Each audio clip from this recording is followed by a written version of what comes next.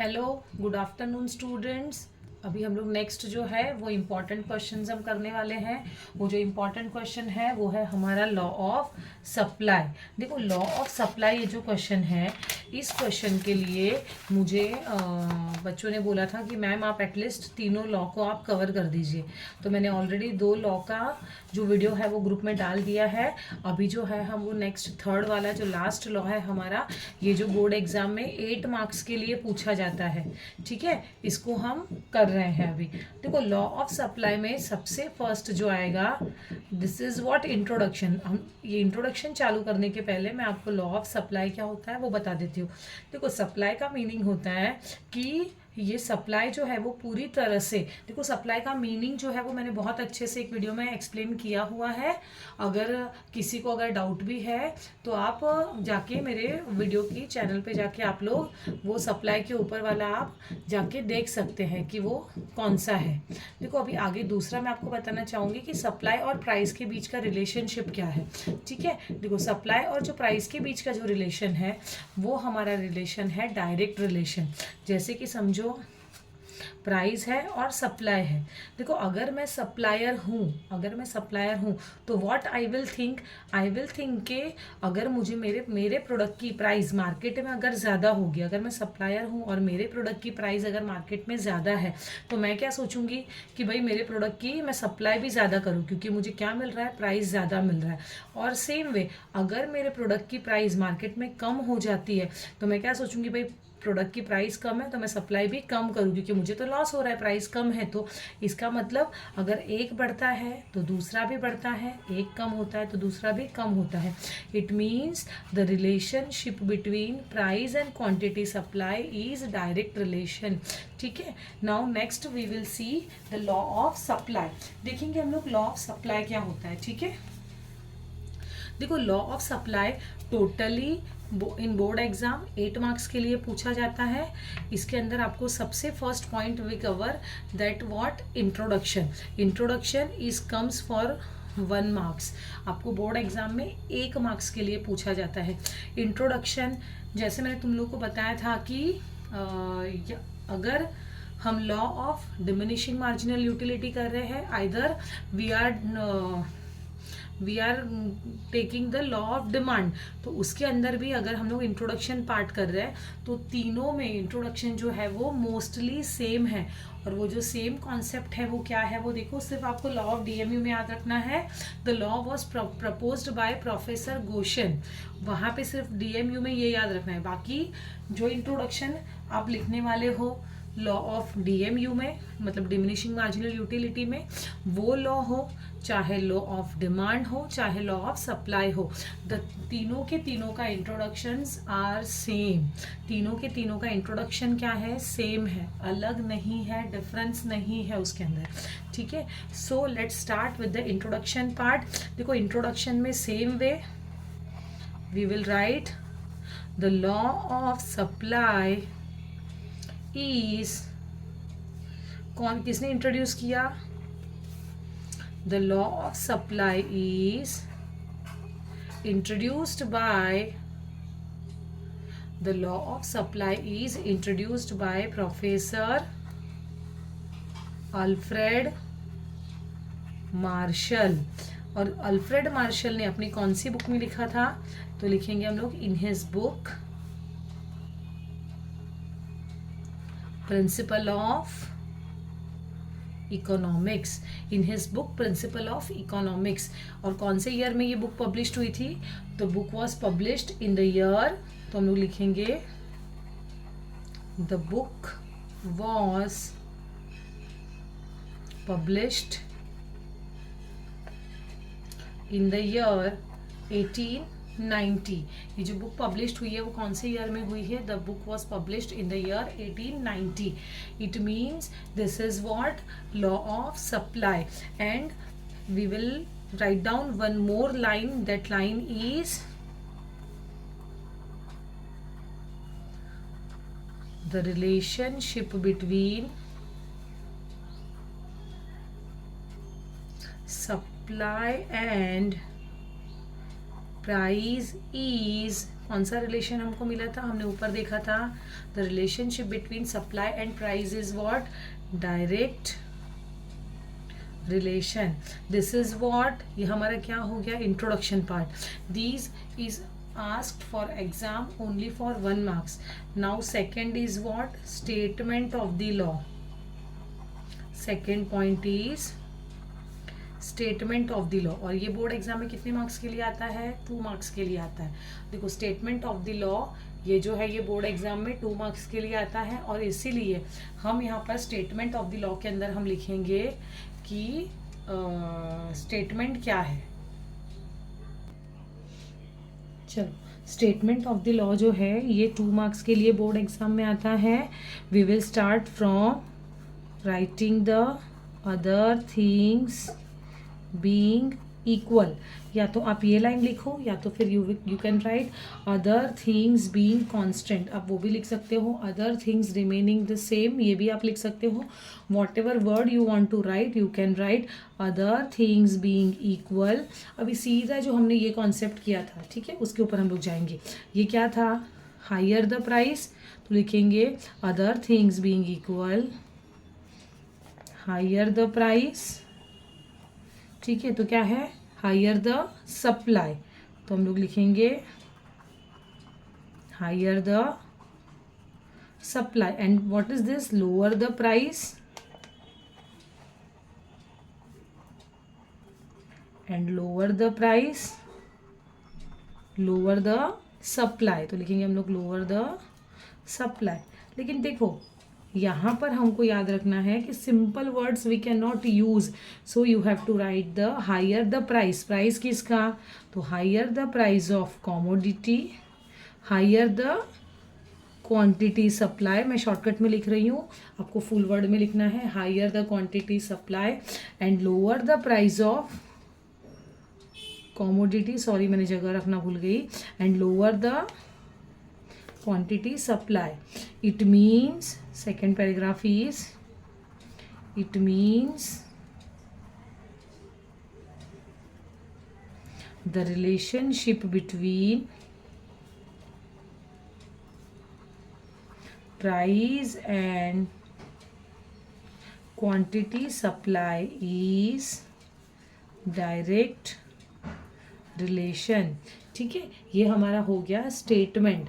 अभी देखो स्टेटमेंट के बाद हमको डायरेक्टली लिखना पड़ता है what, schedule and diagram. Schedule and diagram जो है ये कितने मार्क्स के लिए आता है बोर्ड एग्जाम में, 2 मार्क्स के लिए आता है. तो schedule and diagram is for 2 marks. अभी डायग्राम और शेड्यूल आप कैसा बनाओगे, सेम ऐसा, higher the price, higher the supply, या फिर lower the price, lower the supply. Whatever you want to take you can take. ठीक है, तो हम लोग कोई भी एक चीज़ ले लेते हैं. ठीक है, चलो अगर आप लोग को चाहिए लोअर द सप्लाई तो उसका ले लो, हायर द सप्लाई तो उसका ले लो. तो इतना तो फिक्स है कि एक तो हो जाएगा प्राइस, दूसरा हो जाएगा क्वांटिटी सप्लाई. ठीक है, अभी ये देखो प्राइस, प्राइस समझो 1 2 3 4 5, हमारी प्राइस क्या हो रही है, बढ़ रही है. 1 to 2, 2 to 3, 3 to 4, 4 to 5. It means price are increasing. तो उसके अकॉर्डिंग हमको क्वांटिटी सप्लाई भी क्या करना पड़ेगा, इंक्रीज करना पड़ेगा. जब प्राइस 1 रुपया थी, so quantity supply is 10 rupees. When the price is increase from 1 to 2, the quantity supply also increase from 10 to 20. Likewise 30, 40, 50. It means price बढ़ रही है, quantity supply is also increase. इसी में से अब देखो इसको आपको एक्सप्लेन करना है तो आप सिंपली इसको एक्सप्लेन कर सकते हो कि in this above table shows the price and the quantity supply. When the price is increased from 1 to 2, the quantity supply is also increased from 10 to 20. Likewise, when the price of a commodity is increasing from 1 to 2, 3, 1 to 2, 2 to 3, 3 to 4 and 4 to 5, in that case the quantity supply is also increasing. So it means the relationship between price and quantity supply is direct relation. ये हमारा क्या हो गया, price और quantity supply का table हमने explain कर लिया. तो ये इसका जो है आपको 1 मार्क मिलेगा. उसके बाद we can explain the diagram. अभी देखो डायग्राम बनाना है, यहीं पे बना रही हूँ मैं साइड में डायग्राम. तो देखो यहाँ पे मैं साइड में बना रही हूँ डायग्राम. तो this is what quantity supply, this is what price. Price क्या है 1 2 3 4 and 5। The quantity supply is 10 20 30 40 and 50। ठीक है, ये मेरा हो गया क्वांटिटी सप्लाई। प्राइस 1 तो ये कितना है 10, प्राइस 2 20, प्राइस 3 30, प्राइस 4 40, प्राइस 5 50। सो यहाँ से ये जो लाइन पास हो रही है this is what S is the supply curve. तो मैंने इसको एक्सप्लेन करने के लिए, इस शेड्यूल और डायग्राम को एक्सप्लेन करने के लिए मैंने आपको 5 पॉइंट बताए थे। वो 5 पॉइंट आपको याद रखने थे, और वो जो 5 पॉइंट थे वो 5 पॉइंट क्या थे आपको अगर याद होगा तो, और नहीं याद है तो लॉ ऑफ सप्लाई और law of demand and law of DMU में मैंने वो पॉइंट्स बताए थे। तो सबसे फर्स्ट हम लिखेंगे जो उसका एक्सप्लेनेशन होगा वो होगा X axis, number 2 Y axis, number 3 जो आएगा वो आएगा कर्व, नंबर 4 जो आएगा वो आएगा उसका स्लोप्स, नंबर 5 जो आएगा वो आएगा उसका रिलेशनशिप। ठीक है, तो यहाँ पे देखो एक्स एक्सिस पे हमने क्या लिया है, this is what X axis, ये क्या है Y axis. On X axis we are taking quantity supply. ठीक है, उसके बाद हमने देखा है वाई एक्सिस। वाई एक्सिस पे हमने क्या लिया हुआ है, so Y axis represent price of the commodity. Curve कौन सा है हमारा एस एस, तो S S is the supply curve. Slope कैसा है इसका, अपवर्ड जा रहा है, ऊपर जा रहा है, तो upward from left to right. And relationship, relationship तो हमने पहले ही यहाँ पर बताया था, the relationship between the price and quantity supply is direct relation. तो आपको ये 5 पॉइंट में आपको डायग्राम एक्सप्लेन करना है। ठीक है, तो देखो यहाँ पर 1 मार्क यहाँ पे आपको मिल गया, 2 मार्क्स यहाँ पे मिल गए, 2 marks you will score here also. तो 2 + 2 + 4 इट मीन्स टोटली 5 मार्क्स आपको इतना ही लिखने पे मिल रहे हैं। ठीक है, उसके बाद आपको लिखना पड़ेगा, उसके बाद जो आपको लिखना पड़ेगा वो आता है आपका अजम्पशन या फिर आपको आता है एक्सेप्शंस। देखो अभी अजम्पशन और एक्सेप्शंस हमारे 5 मार्क्स तो वहीं पे स्कोर हो गए। इट मीन्स अभी बच्चे कितने मार्क्स हमारे पास 3 मार्क्स। लाइकवाइज मैंने आप लोगों को बताया था कि आपको अगर एग्जाम में अजम्पशन पूछा जाए या ना पूछा जाए, आपको अजम्पशन लिखना कंपलसरी है। ठीक है, अजम्पशन पूछा है तो भी अजम्पशन लिखो, अजम्पशन नहीं पूछा है तो भी अजम्पशन लिखो। इट मीन्स आपका अजम्पशन लिखना आपका कंपलसरी है। अगर देखो अजम्पशन पूछा है तो एक्सेप्शन की ज़रूरत ही नहीं है।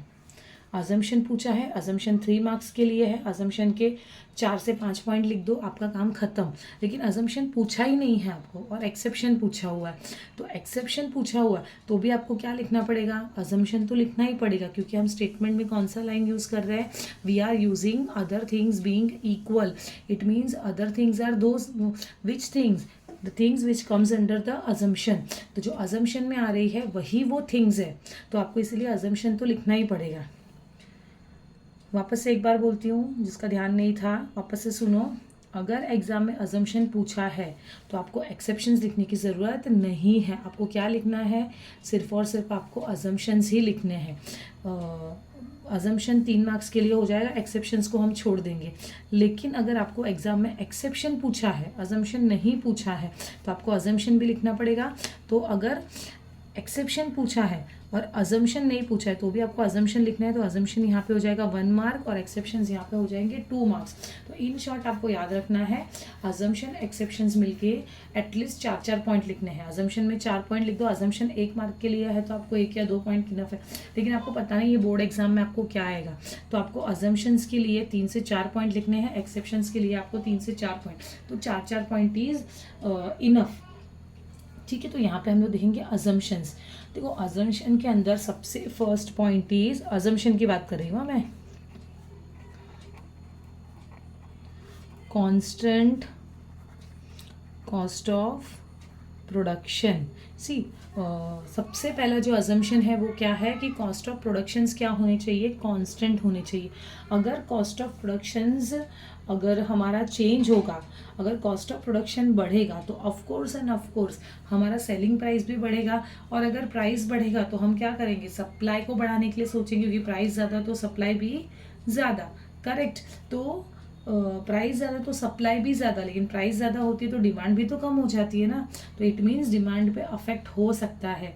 इसीलिए हमको सोचना है कि हम जो हमारा कॉस्ट ऑफ प्रोडक्शन है वो सेम है। कैसे कॉस्ट ऑफ प्रोडक्शन का, वापस से एक बार देखो,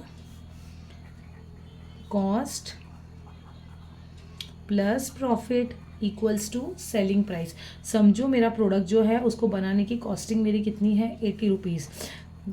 प्रॉफिट में कितना ऐड करती हूँ, 20 रुपीज़। तो I am selling my product at ₹100। It means यहाँ पे 100 रुपये में मेरा प्रोडक्ट को बेच रही हूँ। हमने यहाँ पे क्या अजम्पशन दिया है, कांस्टेंट कॉस्ट ऑफ प्रोडक्शन, मतलब कॉस्ट ऑफ प्रोडक्शन मेरा बढ़ ही नहीं रहा है। समझो मेरा कॉस्ट ऑफ प्रोडक्शन 80 रुपीज़ से मैंने मेरे कॉस्ट को, मतलब प्रोडक्ट बनाने का खर्चा मेरा 100 रुपीज़ हो रहा है, ठीक है।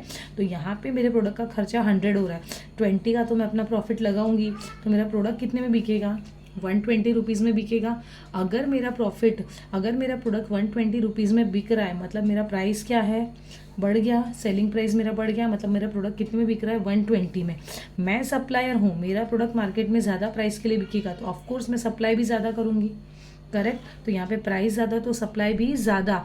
लेकिन हमको एक चीज़ और ध्यान देनी है कि अगर मार्केट में कोई चीज़ महंगी हो जाती है तो ऑफ कोर्स हमें पता है कि जो कंज्यूमर्स होंगे वो महंगी चीज़ों को लेना प्रेफर नहीं करते हैं। कुछ चीज़ें महंगी होने के बाद हम उसको इग्नोर करते हैं परचेज करना। So in that case demand will be affected, demand कम हो जाएगी। इसीलिए यहाँ पे सबसे फर्स्ट अजम्पशन जो है वो है constant cost of production. Means हमारा कॉस्ट ऑफ प्रोडक्शन क्या है, चेंज होना चाहिए नहीं। उसके बाद सेकेंड पॉइंट जो है वो constant techniques of production, constant techniques of productions. Again same, अगर मैं टेक्निक्स ऑफ प्रोडक्शंस अगर चेंज नहीं होगी तो मेरा जो प्रोडक्शन है वो जैसे चल रहा है वैसे ही चलेगा, मेरे प्रोडक्ट का वापस से कॉस्ट नहीं बढ़ेगा, सेलिंग प्राइस भी सेम रहेगी, मतलब मेरा सब कुछ प्रोडक्ट का जो चल रहा है वैसे ही सेम रहेगा। लेकिन अगर मैं टेक्निक मेरे प्रोडक्शन की चेंज करूँगी तो हो सकता है कि मेरे कॉस्ट में डिफरेंस है, और कॉस्ट में डिफरेंस आएगा तो अगेन वही पूरा सेलिंग प्राइस बढ़ेगा या कम होगा, फिर उसके अकॉर्डिंग मेरी प्राइस चेंज होगी, मतलब ये सारा झंझट बढ़ जाएगा। तो हमारा इसलिए सेकेंड पॉइंट भी क्या है, constant cost of production. No future expectations, देखो नो फ्यूचर एक्सपेक्टेशंस, फ्यूचर के एक्सपेक्टेशंस हम नहीं करते हैं। फॉर एग्जाम्पल अगर हम हमारी हाउसवाइफ की बात करें तो देखो, अगर मार्केट में हमें पता है कि फ्यूचर में एक्सपेक्टेशंस हमने की है कि फ्यूचर में प्राइस बढ़ने वाला है, तो हम क्या करेंगे, फ्यूचर में बढ़ेगा ना, चलो अभी थोड़ा स्टॉक लेके रख देते हैं, अभी थोड़ा स्टोर कर लेते हैं चीज़ों को। तो हम क्या करेंगे, प्रोडक्ट को अभी ही स्टोर करके, मतलब करंट डिमांड हमारी बढ़ जाएगी, करेक्ट डिमांड हमारी बढ़ गई। अगर मेरी अभी करंट डिमांड अगर मेरी बढ़ जाएगी तो वापस से सेम, प्राइस अभी कम है फिर भी डिमांड बढ़ गई, और सप्लायर क्या सोचेगा, प्राइस तो कम चल रही है भाई, तो भी ये डिमांड बढ़ रही है, लेकिन मैं सप्लाई क्यों करूँ जब प्राइस कम है, मुझे भी पता है कि भाई फ्यूचर में प्राइस बढ़ने वाला है तो मैं फ्यूचर में ही सप्लाई करूँ ना। तो इसका मतलब क्या है कि अगर इस तरह से फ्यूचर के लिए हम सोचेंगे तो जो करंट है वो अफेक्ट हो जाएगा, तो यहाँ पर भी लॉ ऑफ सप्लाई हमारा नहीं अप्लाई होगा। नेक्स्ट पॉइंट देखो, next point is price of other goods, price of other goods remain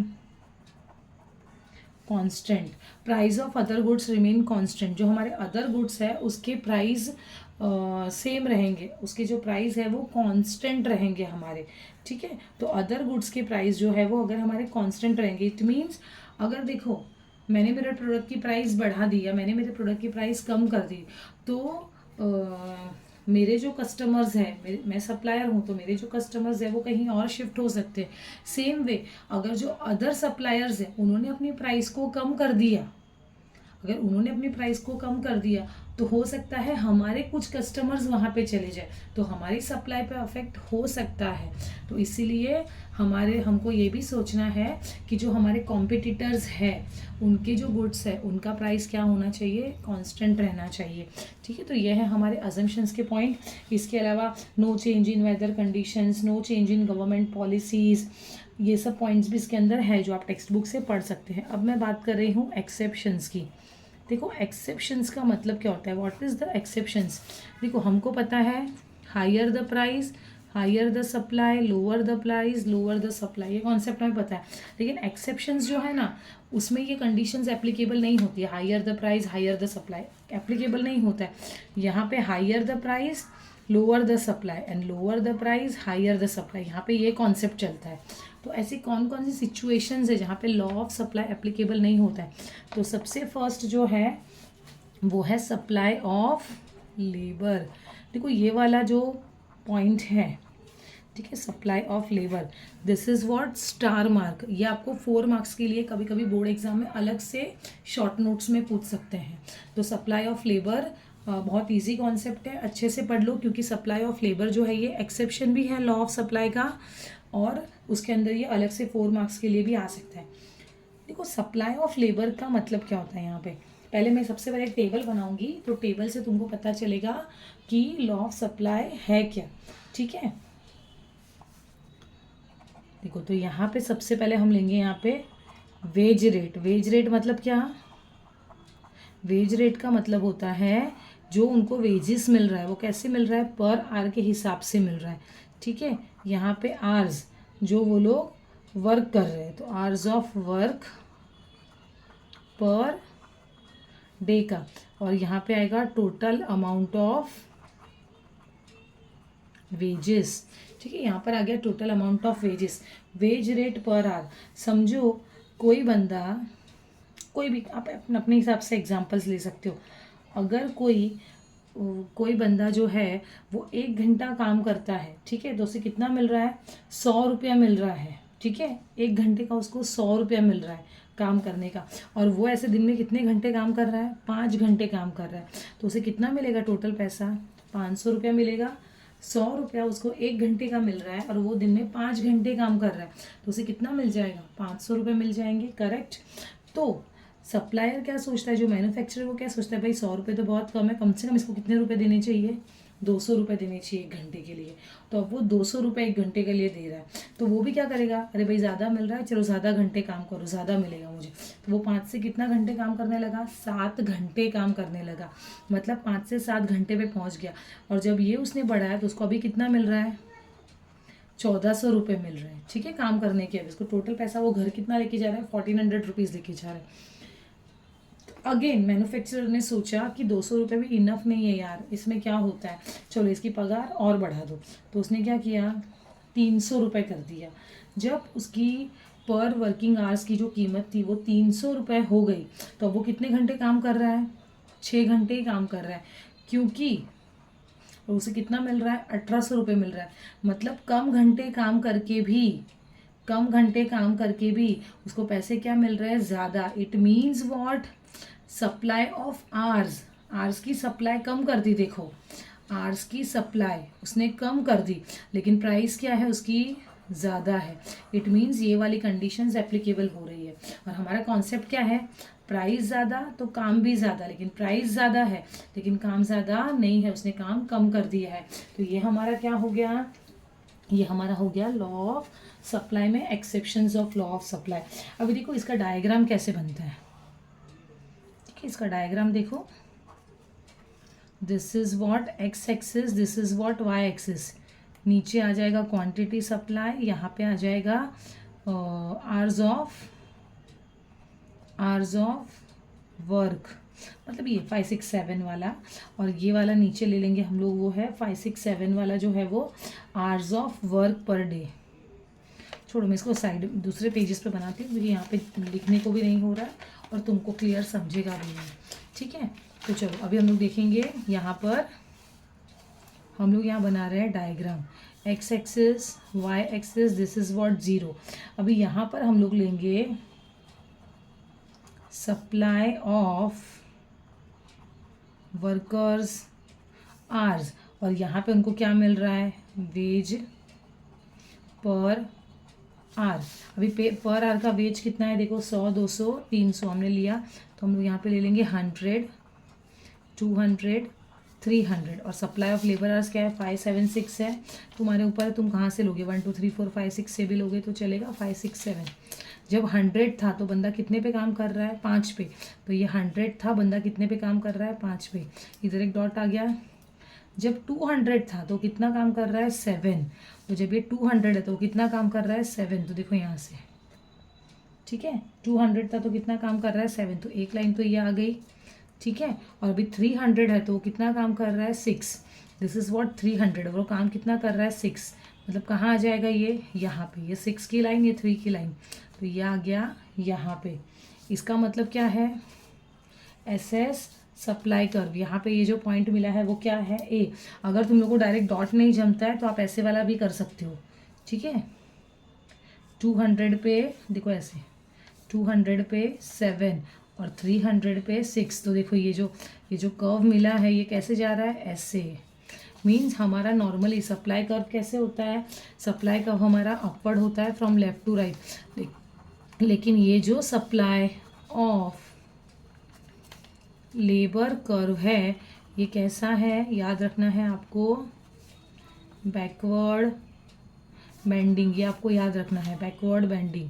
it means supply of labour curve is backward bending. ये आपको यहाँ पर ये वाला आपको फिल इन द ब्लैंक्स में भी पूछ सकते हैं। Supply of labour curve is backward bending, तो आपको supply of labour curve is dash, तो आंसर में आएगा बैकवर्ड बेंडिंग, ठीक है। आपको एग्री डिसएग्री में भी पूछ सकते हैं, supply of labour curve is backward bending, agree और डिसएग्री, तो आपको लिखना है एग्री। क्यों एग्री, तो आपको वहाँ पर ये वाला और ये वाला, ये वाला और ये वाला आपको सॉल्व करके दिखाना पड़ेगा, ठीक है। Number 2 exceptions, urgent need for cash.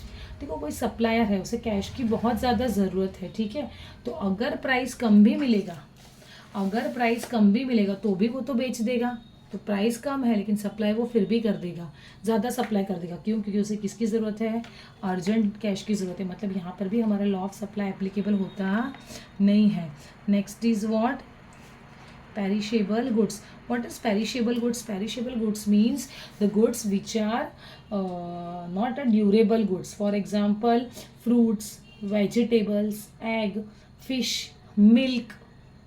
These all goods are perishable in nature. It means within one day the goods are destroyed, मतलब खराब हो जाता है वो गुड्स। तो ऐसे गुड्स को हम क्या बोलेंगे, पेरिशेबल गुड्स। तो अगर ऐसे गुड्स जो है उसकी लिमिट ही उतनी है, तो अगर प्राइस कम भी है ना तो भी लोग क्या सोचेंगे, भाई फटाफट सप्लाई कर दो, बेच दो, क्योंकि ये गुड्स तो खराब हो जाएंगे, फिर तो कुछ भी नहीं मिलेगा। तो वेजिटेबल्स हो, फ्रूट्स हो, मिल्क हो, फिश हो, एग हो, ये सब बेच दिया जाता है फटाफट। तो यहाँ पर भी हमारा लॉ ऑफ सप्लाई एप्लीकेबल होता नहीं है। इसके बाद हम लोग एक और ले सकते हैं, रेयर गुड्स। रेयर गुड्स मतलब जो महंगे महंगे कीमती आर्टिकल्स वगैरह होते हैं, जैसे कि रेयर पेंटिंग्स। देखो किसी किसी की पेंटिंग्स बहुत फेमस होती है, तो रेयर पेंटिंग्स हो गया। किसी को कॉइन कलेक्शन का शौक होता है, तो ओल्ड कॉइन्स हो गए, एंटिक कोई पीस हो गया।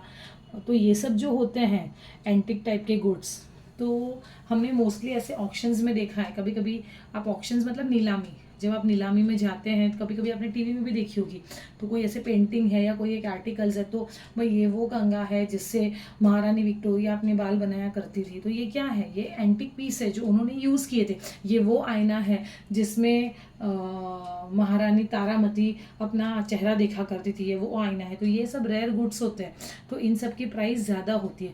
प्राइस ज़्यादा होती है ना, फिर भी उसकी हम सप्लाई नहीं बढ़ा सकते कि वो जो आईना होगा वो एक ही होगा। ऐसे बहुत सारे आईने नहीं होते हैं, जिस कंघी से बाल बनता था वो कंघी भी एक ही होगी, ज़्यादा कंघी नहीं होगी। तो इट मीन्स व्हाट, कि ऐसे जो गुड्स है जिसकी प्राइस बहुत ज़्यादा है लेकिन उसकी सप्लाई बहुत ज़्यादा हो सकती नहीं है, तो यहाँ पर भी हमारा लॉ ऑफ सप्लाई एप्लीकेबल होता नहीं है। Thank you student. देखो मैंने यहाँ पर आपको मेरे चैनल के ऊपर मैंने तीनों law of diminishing marginal utility, law of supply और लॉ ऑफ डिमांड, ये तीनों के तीनों लॉ को मैंने डाल दिया है मेरे चैनल के ऊपर। तो प्लीज़ आप वो तीनों वीडियो को देख लेना, बहुत इजी तरीके से मैंने एक्सप्लेन किया हुआ है। फिर भी अगर आपको इस लॉ में कुछ भी डाउट है तो आप मुझे मेरे व्हाट्सएप पे मैसेज करके आप मुझे पूछ सकते हैं। और एक बात कि ये 3 लॉ में से एक लॉ तो बोर्ड एग्जाम में 8 मार्क्स के लिए पूछा ही जाता है, तो आप ये लॉ करके जाइएगा ज़रूर। तीनों में से कोई भी एक लॉ बोर्ड एग्जाम में आपको आएगा ही आएगा। इसके अलावा अगर कोई क्वेरी है, कोई क्वेश्चंस है, जो क्वेश्चंस आप चाहते हो कि मैं आपको एक्सप्लेन करूँ, अगर ऐसा कोई क्वेश्चन है तो आप प्लीज़ मुझे पर्सनल व्हाट्सएप पे या चैट बॉक्स में आप मुझे मैसेज करके बता सकते हैं। Thank you students, bye.